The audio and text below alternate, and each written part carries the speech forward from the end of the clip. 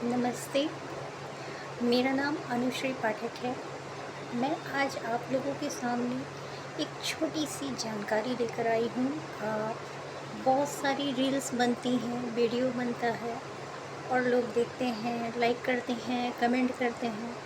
लेकिन क्यों ना हम अपने समाज के लिए कुछ ऐसी जानकारी की चीज़ें वीडियो और रील और इन सब माध्यम से, सोशल मीडिया के माध्यम से फैलाएं, जिनसे कि हमारे आज की जो युवा पीढ़ी है, जो बच्चे हैं, जो अन्य लोग हैं, वो इस जानकारी से प्रभावित हों और खुद को, अपने समाज को सुरक्षित रख सकें। जानकारी जो भी है वो छोटे छोटे पार्ट्स में मैं दूंगी, क्योंकि वो कहते हैं ना कि एक साथ डालने से दिमाग के ऊपर चला जाता है। इसलिए मैं ऐसा कुछ भी आपको बहुत ज़्यादा घाल मिल कर के नहीं बताने वाली हूँ जिससे आप उसे समझने में परेशान रहें या आपको ये बोरिंग वीडियो लगे। मैं आपको शॉर्ट में बताऊँगी, कई पार्ट में बताऊँगी, लेकिन मेन जो मुख्य चीज़ें हैं जो हमें जानना चाहिए उसके बारे में आपको बताऊँगी। हमारा जो मुद्दा है, टॉपिक है, वो है HIV एड्स। ये एक ऐसा टॉपिक है जिसका नाम सुनते ही लोग बहुत ज़्यादा भयभीत हो जाते हैं, और कुछ हमारे ऐसे भी समाज में मानसिकता के लोग हैं जो ये नाम सुनते ही बहुत सारी गलत धारणाएं अपने दिमाग में ले आते हैं।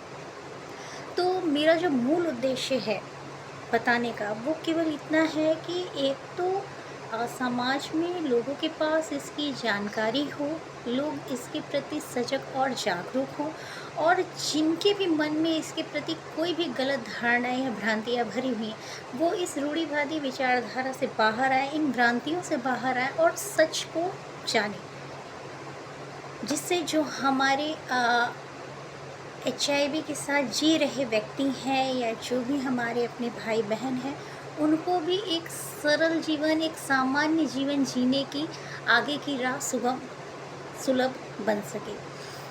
तो सबसे पहले हम बात करते हैं HIV यानी ह्यूमन इम्यूनो डेफिशिएंसी वायरस। ये एक वायरस होता है जो मनुष्य के शरीर में प्रवेश करके रोग से लड़ने वाली क्षमता को धीरे धीरे कम और नष्ट कर देता है। ठीक उसी प्रकार से जैसे दीमक होता है, जब दीमक घर के किसी भी लकड़ी या किसी भी ऐसे सामान में लग जाता है तो वो धीरे धीरे उस लकड़ी को खाकर खोखला बना देता है और धीरे धीरे वो नष्ट हो जाता है। ठीक उसी प्रकार से HIV का वायरस होता है।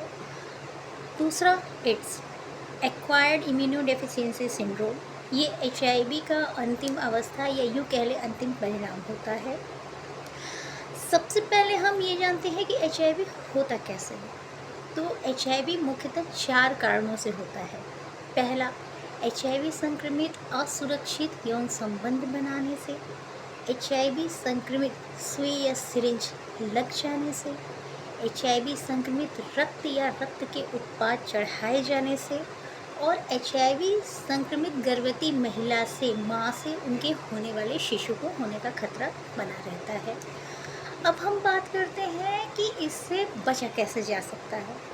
तो यहाँ पे मैं वो बात फिर से दोहराना चाहूँगी कि HIV की जानकारी ही HIV का बचाव होता है। ठीक है, तो सबसे पहला जो कारण था HIV संक्रमित व्यक्ति के साथ असुरक्षित यौन संबंध से, तो इसके बचाव में हम ये कर सकते हैं कि सबसे पहला तो हम अपने साथी के प्रति वफादार रहें, संयम बरतें, और दूसरी बात, हर बार यौन संबंध बनाते समय हम निरोध का प्रयोग करें। दूसरा है, HIV संक्रमित रक्त या रक्त उत्पाद चढ़ाए जाने से, तो कभी भी हमें जब भी ब्लड की ज़रूरत पड़ती है, खून चढ़ाने की आवश्यकता पड़ती है, तो हमें ये सुनिश्चित करना चाहिए कि हमेशा लाइसेंस शुदा ब्लड बैंक से ही हम ब्लड लें, ब्लड जांचा परखा हो। तीसरा, सिरिंज, सुइयों के साझा प्रयोग से, HIV संक्रमित सुई सिरिंज के साझा प्रयोग से बचाव, सबसे बड़ा बचाव ये है कि हम कभी भी सुई लगवाने जाएं या निडिल या इंजेक्शन के माध्यम से हम कोई नशा भी कर रहे हैं, या जिसे हम कहते हैं टैटू, गोतना, या आप देख सकते हैं इस टाइप का।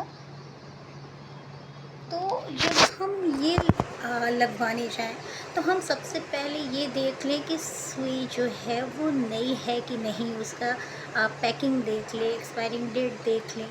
और अंतिम है HIV संक्रमित गर्भवती महिला से होने वाले शिशु को। तो सर्वप्रथम HIV संक्रमित जो भी गर्भवती महिला हैं उनकी पूरी देख रेख चेकअप सब नियम से संस्थागत हॉस्पिटल में, किसी भी संस्थागत संस्था में ही, हॉस्पिटल में ही होना चाहिए।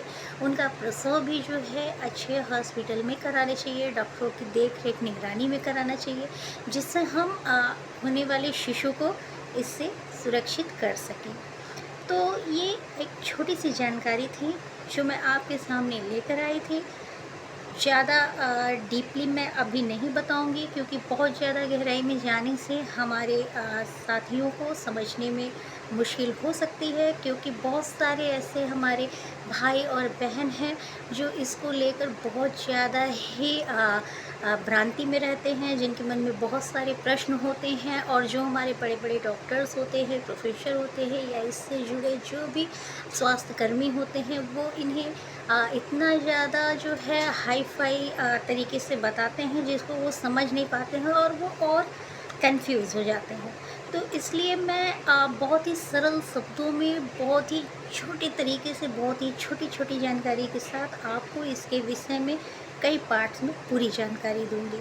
और अगर आपको भी कोई समस्या हो या आपके अंदर कोई भी प्रश्न हो तो आप वो भी कर सकते हैं। इसके लिए मैं आपको संपर्क नंबर भी दे दूंगी, जहां हर चीज़ गोपनीय होगी और आपके हर सवालों का संतोषजनक उत्तर दिया जाएगा। तो आज के लिए इतनी ही जानकारी, आगे फिर मैं इससे बढ़ूंगी नई जानकारी के साथ। तब तक नमस्ते।